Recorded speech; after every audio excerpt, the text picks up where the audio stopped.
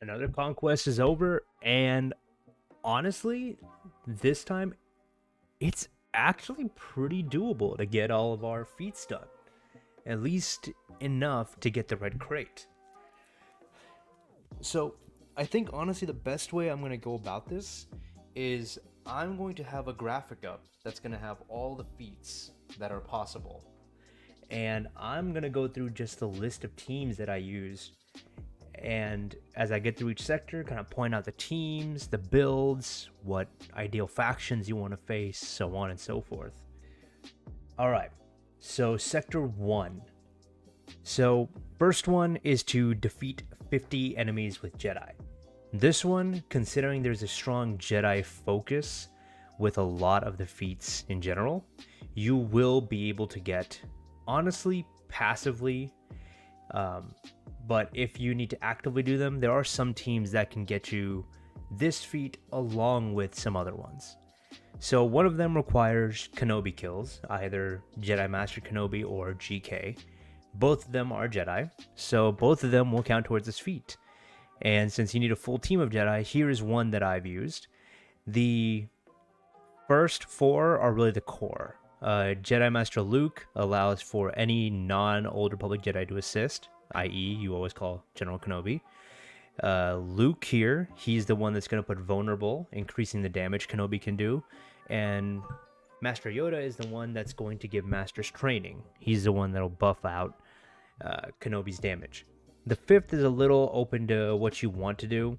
Shock T is actually what I used later on when I got a decent set of data discs. Bindo was who I used predominantly because I was having a bit of issue with survivability. He just allowed me to maintain that on Kenobi. But as I got discs like Entrenched and Defensive Formation, he kind of became obsolete. So I switched him out for Shock T, who has an additional use of the Jedi Lessons ability that Master Luke grants, and she has an ability that can dispel and call Kenobi to assist. All in all, really just useful to get kills with Kenobi because everybody is calling somebody to assist. And the teams that I would focus on here would be any of those that can spawn extra troopers. There is Geonosians is a good one. There is Mon Mothma teams. Another full Jedi team that can get you Jedi kills and the full Jedi global feat would be this team. This is going to be more useful later on, as I'll mention, so I'll skip them for now. And also this no attacker status team. Again, I'll get into this when they matter. And this evasion team.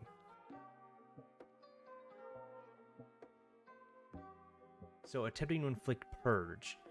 That is going to require you to find a Mon Mothma team. Now, the squad you want to use is this one. Seventh Sister is honestly the best in the beginning. As you get a little more defensive discs, any ones that are attacking at a turn regenerates health, or Entrenched as a big one, you can switch out for 8th Brother because he tends to give a lot more purges overall. Now, you also want to have Voluntary Vanguard, and that's because of Malik here. He is a key part of this team. You cannot do this without him. Because of his fear on crit, the Vanguard will mark Malik right off the bat. And with all the rebels on the Mon Mothma team attacking him, he will be able to put fear on them, causing them to skip turns and getting your Inquisitors ready to fight right away. In addition, there's a new data disc called Fortified.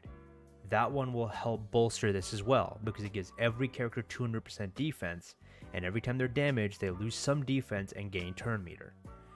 That will help not only Malik stay a little more tankier, but it will also help all your Inquisitors in the off chance that they have any AoEs that hit them.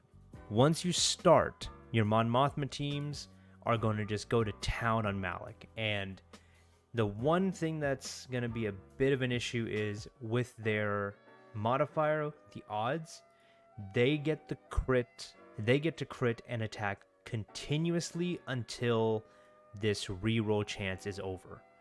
Once that's over, the fear is applied. So there may be the off chance that Pow or somebody will constantly crit him until he dies, but more than likely this won't happen. Once your first Inquisitor gets a chance, Your fifth brother's leadership says that anytime any Inquisitor uses a special ability, they'll inflict Purge. And a lot of basics also have some chance to inflict it as well, but the specials are guaranteed. So pick any character, use an ability, inflict Purge. Fifth brother and eighth brother also have AoEs that can inflict mass Purge, so you're going to do that as well. The main goal here is just to constantly have this Terminator train going. And the one thing with these Purge debuffs is that once you hit 6 stacks, extra stacks don't actually count. So you will have to make sure to use the abilities that consume all stacks of Purge in order to keep this count going.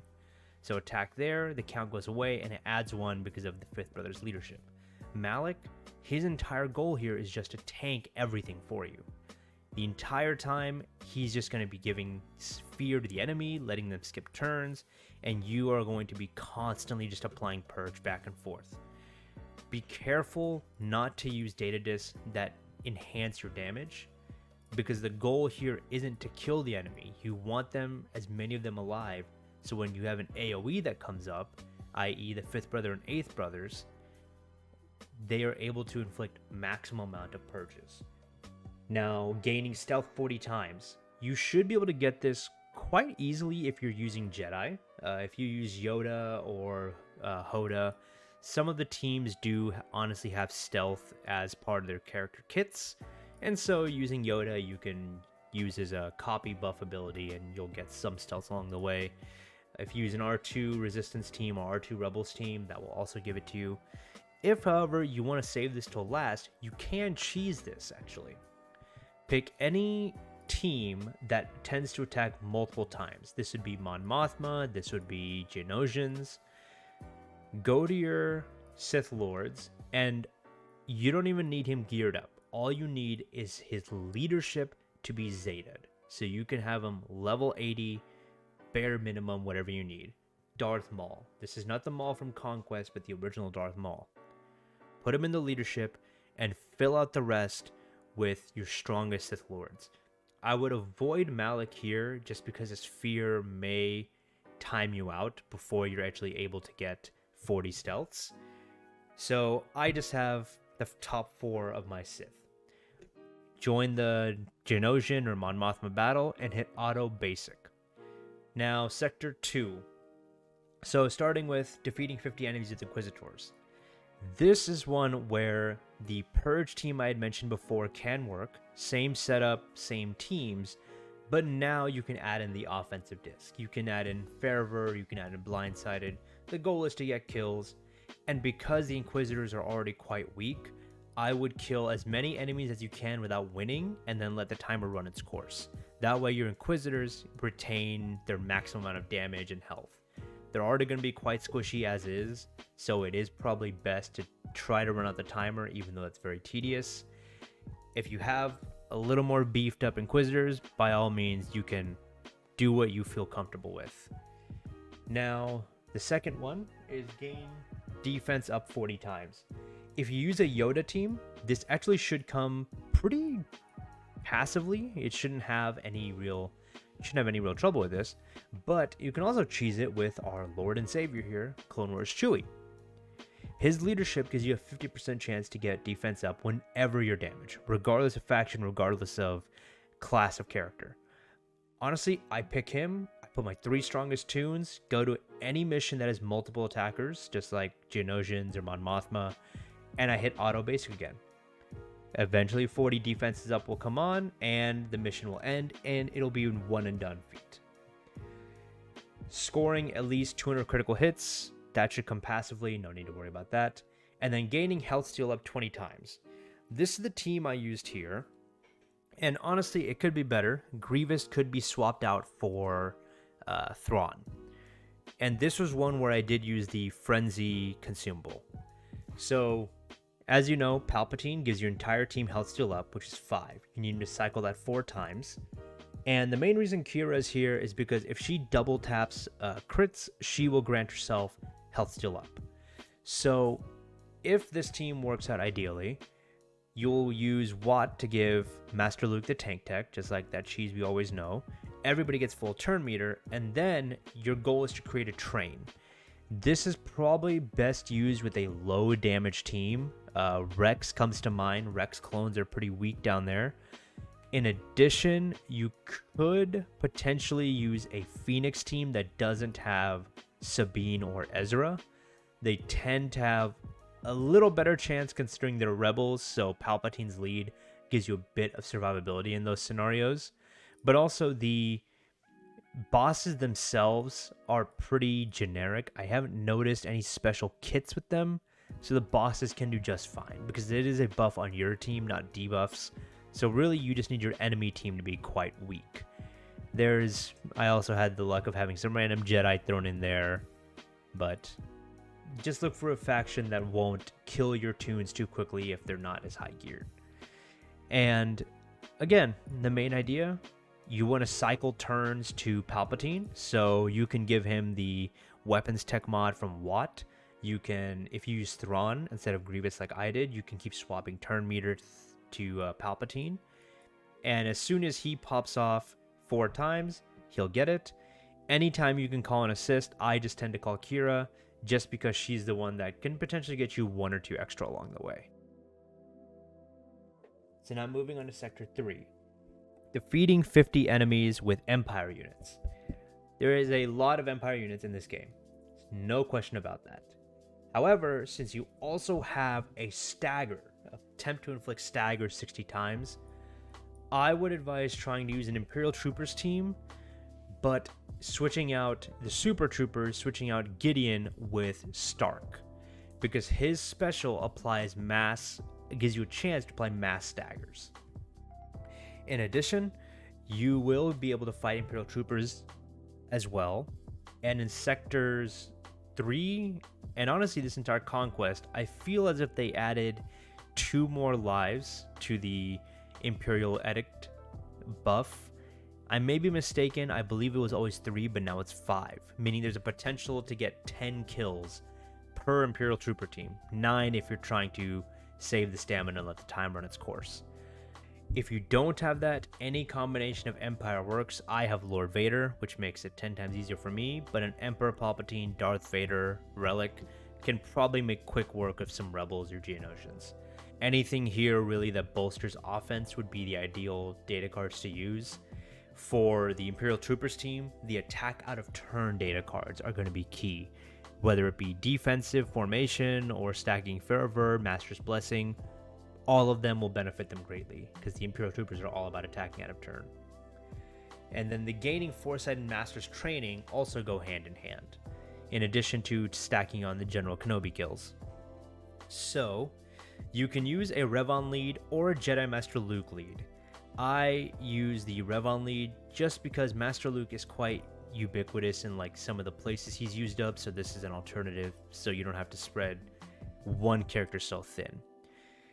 There was a bug this time around with Master's Training where every character that had Master's Training that used an ability was granting you progress towards the feat. However, I am not sure if they're going to keep 50 on Master's Training or change it in future Conquest. So this one will be a tedious one. Master's Training is on a 3-turn cooldown, meaning he needs to get 150 turns in order for him to be able to get all of them. The Foresight one will come rather quickly, however, because it's just the last special on Yoda. Hoda gives it with the mass as well. If you use this GK variant I have here, General Kenobi, if you ever call him to assist or if he ever hits anything, he has a 65% chance to grant Foresight. So the Foresight should not be an issue. It is really Master's Training. There really isn't a way to speed that up, except maybe using consumables to just increase speed or giving Frenzy. Anything that can give him more turns in the long run is the only idea I have. They may reduce it in future conquests, but by the looks of it and knowing CG, they probably won't. This is a very tedious one, so it is one I would advise trying to do throughout the conquest in Sector 3, and then just rounding it out at the end when you're just cleaning up all your data cards. Moving on to Sector 4, now we have Imperial Trooper kills and no attackers. These can go hand in hand. You have to kill 50 enemies with troopers and 14 battle wins with no attackers. A lot of Imperial troopers are actually support characters. So this is actually where Zealous Ambition comes into play very well. One of the classes one of the squads that I used was you get rid of your Dark Trooper and you can replace him with Shore. Shore will tank all the initial hits enough that you can potentially get Piet to start going if an AoE hits and he counters. It should be more than enough time for you to get at least one enemy damaged to the point where he can be killed and get a train going. And again, since you are just needing to defeat enemies, you can simply just kill one less than to win and just let the timer run out. Now, attempting to inflict evasion down, this one should come pretty passively with the full squad of rebels. If you have Chupio, he inflicts a evasion down on basic, and since he assists with every rebel's turn, he will essentially get it for you by the time you win 14 battles. If you don't have him, you can use Old Ben with some random Jedi lineup that you feel, whatever works best for you, because he has an evasion down on basic as well. Since he is used in one of the global feats, I try not to do that, just because he needs to survive in the global feats, and if his stamina is low, that's already a bit of an issue. Chupio, luckily, is just needing to hit them once, and then that's it. That counts towards the feat. So I would advise using Chupio as long as you can. If you have no other option, Old Ben is another one. And full squad of rebels, like I mentioned, you got the original CLS squads. If your Radis or Mon Mothma squads are up to par, they could get you a couple here. 14 battles isn't much, and typically the rebels will punch above their weight fairly easily.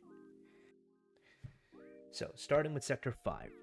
So, the first two can actually go hand in hand, defeating 50 enemies with bounty hunters and getting 60 ability blocks. The team you want to use is this one here. Now, the faction you want to face, Geonosians. I would advise, even if they're not on the golden path, go for the Geonosians. They will make this 10 times easier. If your bounty hunters are not up to par, this is going to be a very arduous task to get 50 kills with them. So, as I'm sure you see a Watt and a Master Luke. That should make sense. You put the tank tech on Luke, and then all you're really doing is letting the Geonosians whittle themselves down to essentially 1 HP. When they get to that point, you want to make sure Boba Fett isn't ability blocked, and you want to make sure that he's fast enough to get a turn before an AoE kills him or before Master Luke has been killed. This is Sector 5. There is still a strong chance that the Geonosians can kill him off. Once Boba gets his turn, do his AoE attack. You'll get 6 kills minimum, unless maybe one evades, and you'll be able to count those as 6 ability blocks as well. With all of that said and done, you'll take about 9 battles to get the bounty hunter kills, and then you can do 1 extra, or if maybe you've mixed in a Master Luke AoE, you'll be able to hit 60 ability blocks by the time you get the bounty hunter kills. You can also just get the ability blocks from other characters throughout your other battles. If you use a Darth Revan team, you got Bastila. If you use a Jedi Knight Revan team, Revan and Bastila as well. There's a fair number of characters in this game that already do it. Darth Vader is another one. But this is the way you can kind of efficiently get 2 feats knocked out simultaneously. Attempting to inflict blind. Chupio is king here. It's an AoE blind that, since it's only an attempt to inflict, you don't need to worry about any kind of potency or tenacity. As long as that ability pops off, it will count 5 to 6 towards this feat. You probably will be able to get 1 or 2 off per game, and so I would mix him in with the little more weaker rebels, just because the CLS squad, while they would make sure that you win, if your goal is just to farm the feat, it may be in your best interest not to kill off the enemies so you can get maximum amount of blinds per ability usage. And then last one, evading at least 100 attacks in battles that you've won. I found that this evasion team here worked very well. Many of these characters give foresight, meaning the middle three here. Old Ben's leadership gives extra evasion, which gives turn meter if the evasion occurs. And then Jolie is just to keep General Kenobi alive because of the global feat that's associated with him. And you have to win these battles, which is why I would advise, if you're using this team, Zealous Ambition is key. It will give Yoda a lot of DPS, and it will allow him to kill off a lot of attackers quickly. If that's the case, it'll also let you control who's going to attack your team and let them evade. I.e., when I did this one, I mostly focused on Phoenix squads, because if there was a chance to miss, then it would stop proccing their constant critical hits. As a result, when I got my turns, I would always take out Sabine and Ezra first. Therefore, a lot of their DPS went down, and I was able to get about 20 to 25 evades per match. Since you have to win, this may be one that if your characters aren't up to par, may take a couple days if the stamina is affecting your stats a lot. But it is also one that can be augmented with Survivability Disc, and Zealous Ambition makes a great augment to these teams. Alright, and lastly, we have the global feats. So, first one, defeat 500 enemies. You'll get this, no question. Winning 40 battles with squads of Inquisitors. Now, I don't have any decent Inquisitors, as you saw, so I skipped this one. Because it's a 15 key cards feat, if you skip this one, it is highly likely that you will need to 3-star every single node. I believe I have every node 3-starred, as well as certain mini boss and boss feats done. I have like maybe 4 or 5 that I've not completed, and that was exactly enough that I was able to hit the maximum amount of cards I needed. If you can do this one, it saves you that headache just in case, but more than likely most of us do not have full Relic Inquisitors, so it will require you to be a little more tactical with which teams you want to fight, because you need to make sure that you can 3-star. Win 40 battles with squads full of Jedi. We've talked about a good chunk of them. We have this one from Sector 1 that'll let you get GK kills and 50 Jedi kills. We have this one down here that will let you get Foresights and Master's Training in Sector 3. We also have this one here. There is a no attackers feat in Sector 4 that I mentioned Imperial Troopers work well for. If you want to get some Jedi in there, this one can work very well too. This was a clone variant I used as well. Can be used, but honestly it's not helping towards any feats, so take that. Now, the next two kind of go hand in hand. It's winning 20 battles with Princess Leia and a version of Kenobi, and then winning 20 battles with Farm Boy Luke and Old Ben. Now, given the wording, we already know that these 3 characters are going to be key, and then the other 2 you fill in with the Master Luke and Wat Cheese. Now, I'm not sure if it's the wording of the feat itself, or if it was meant to work this way, but while Leia and the Kenobi variant have to survive, Farm Boy Luke can die, and the feat does still count. So, you don't have to worry about gearing up your Farm Boy Luke, for one. But what that also means is that your Princess Leia is going to be more than likely your main DPS, and since this is a global feat, you can do it in the first sector. I tended to pick first order teams, or I would pick single target damage teams, mostly clone troopers, and any and all data discs that helped with survivability first, and then out of turn damage. Stacking Fervor, Blindsided, Master's Blessing.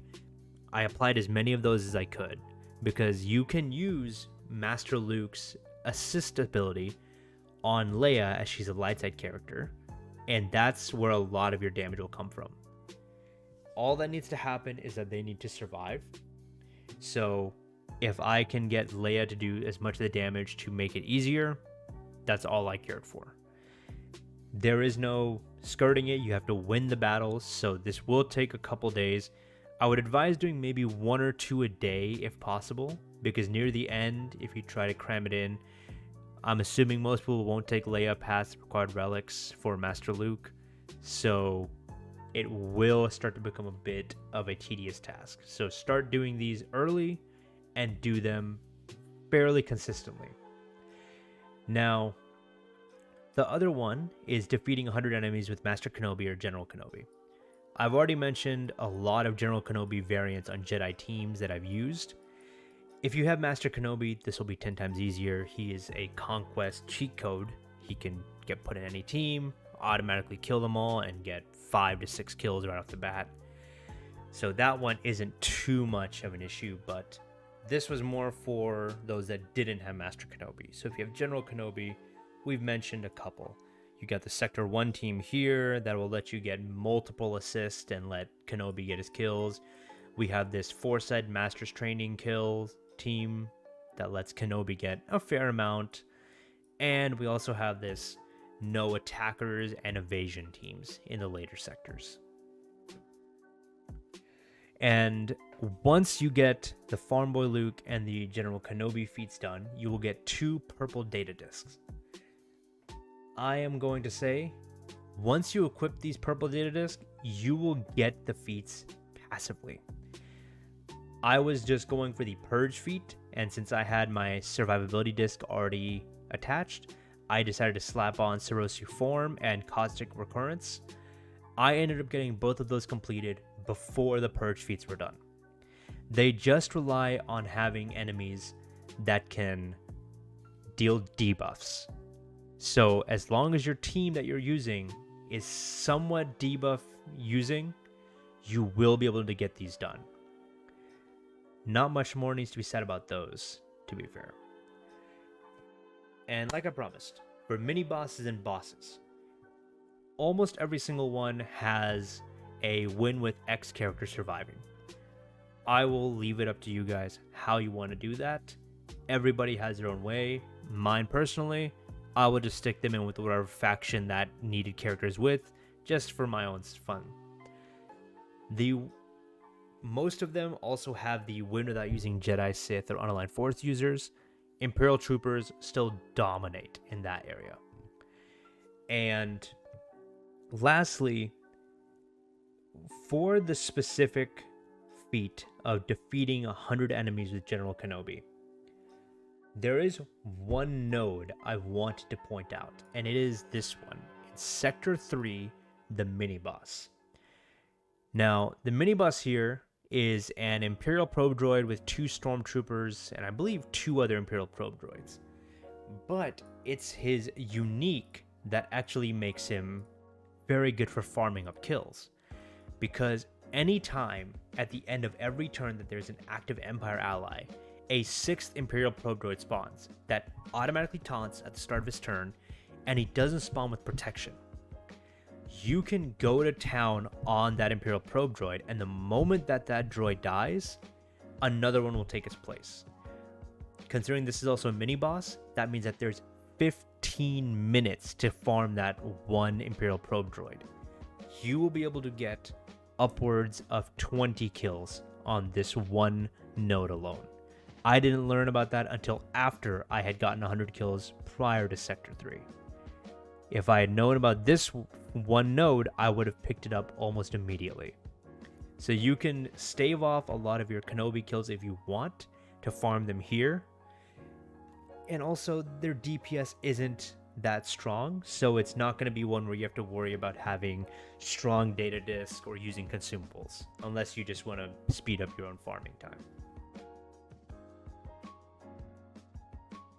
So now, as I said before, now we'll take a look at the data disks I used. So I'm just going to apply all of them here. And what we're going to do is I'm going to kind of go through these and point out the ones that you should actively keep an eye out for. So Fortified, it's a new one. Like I mentioned, it's used in the Purge feat, the Kill Enemies with Inquisitors feat, with the Malik team. This is key. If you find this, go out of your way to get it. Defensive Formation and it's a health variant, which is, I believe, opportunistic support. It's a out of turn attacks recover health and protection. I would focus more on getting defensive formation, firstly because the buffs are a little higher, and also a lot of the characters already will have health steal, which will allow them to recover health. Protection is going to be something that's a little more harder to recover unless it's specific team and squad buffs and like mechanics. This just makes it very simple. Attack out of turn, everybody recovers protection. Entrenched, we all know how good Entrenched is. Grab 1 or 2 of them if you can. I was lucky enough to get 2 blues, so I kept them. Blindside, I would say, is very good along with Master's Blessing. These 2 are very good on your initial run through when you're just trying to get through all the nodes. Mostly because they will just vastly increase your DPS, with Blindside adding exposes, with Master's Blessing adding your increased mastery and therefore damage. Once you're done with that, I would get rid of them because a lot of the feats that are required don't actually need you to win, they just need you to do some action. So you can run the clock down while maintaining your stamina and maintaining your character's stats. The Decay series are back. Honestly, while I have them, it's simply just because there was nothing else that was really that beneficial. Voluntary Vanguard is very useful, especially with that Malik team that I mentioned, but also if there comes a time when your Watt is not ready for a fight, or has low stamina, or out of stamina, Voluntary Vanguard doesn't require the stamina to work. So it can function essentially as a Watt tank tech right off the bat. Sorosu Form and Caustic Recurrence, as I mentioned before, you'll get them from the feats. Once you get them, figure out if there's a way you can apply them to your current build, and you will be able to passively get both feats associated with these done. One thing to know for Sorosu Form, I believe it's bugged in the sense that while it states that enemies are damaged, whenever you get damaged, you store a certain amount of damage, and the next time you attack, you'll dish out that damage. I believe Sorosu Form only counts whenever you are at full stacks. This is very, very, I would say this is unverified at the moment. It is just based on how I was seeing when I had a Phoenix team in front of me or an Empire team. One hit from them versus one hit from me would not count. But when I went up against Geonosians or Mon Mothma, where I get multiple hits per turn and then I attacked, it would always count towards this feat. It may just be a bug, but using this one against Geonosians and Mon Mothma teams might be the best chance. There's a number of purple ones. I only came across Dark Loyalty. I'm not sure if Critical Over or Massively Overpowered are still in the game. Honestly, the purple ones have never really been too useful in my opinion. Dark Loyalty, maybe if you have a Mara Jade, might be fairly useful. But I found that they're very niche. Maybe in the later phases they can help, but I feel like a larger amount of these 1 and 2 dot data discs tend to do the job a lot better than a single purple. Volatile Accelerator, there is no Amplified Agony this series of Conquest. So Volatile Accelerator will be useful if you can stack enough DOTs to kill the enemy the second they take their turn.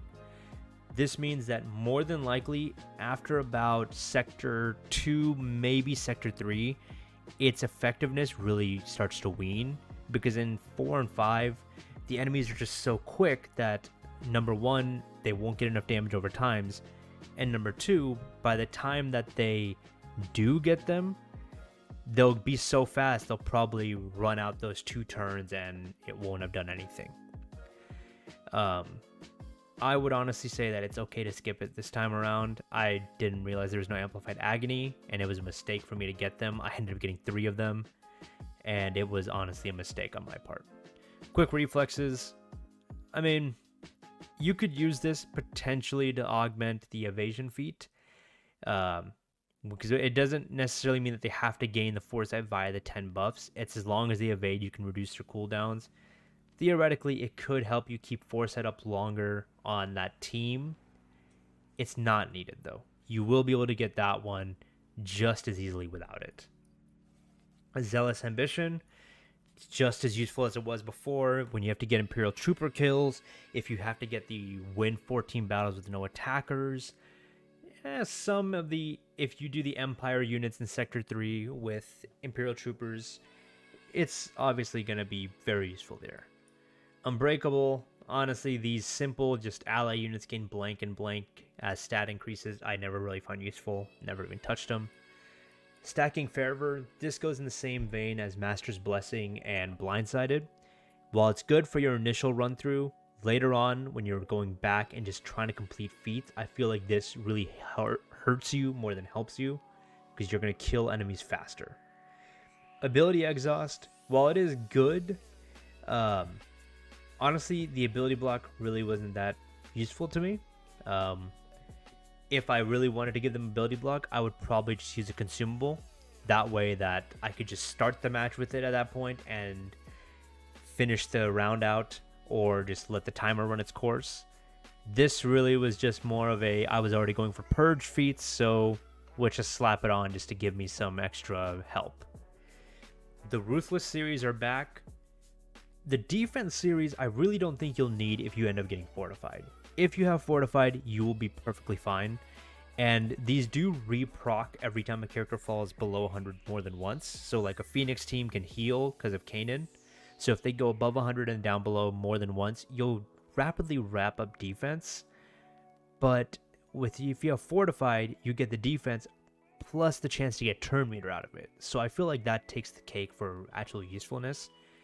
Swiftness, however, I feel is a little bit better if you can get multiple, because it essentially acts as a pseudo Imperial Troopers turn meter train. If you get one or two of these, especially because they're only one dot, the second a character drop below is 100, you can give your team a huge boost in turn meter. So if you have a low stamina team, that may be something to look into. Fierce Persistence, honestly, I equipped it. I never really realized it was helping. It may work very well on a Darth Revan team because of the constant self debuffs, but I don't really use Revan because mine is not that high geared. If yours is, this may be a blessing to you for all we know. And lastly, the Critical Formation. On crit hits, you'll recover 12% protection. I believe there's a white rarity as well that's 8%. You can get it or not. Honestly, the attacks at a turn is a lot more beneficial because you'll have more attacks at a turn than critical attacks at the end of the day with the right teams. I would say that if you can't, like if you go pretty early on and you come across a critical formation, still pick it up, but swap it out for a defensive formation the moment you can.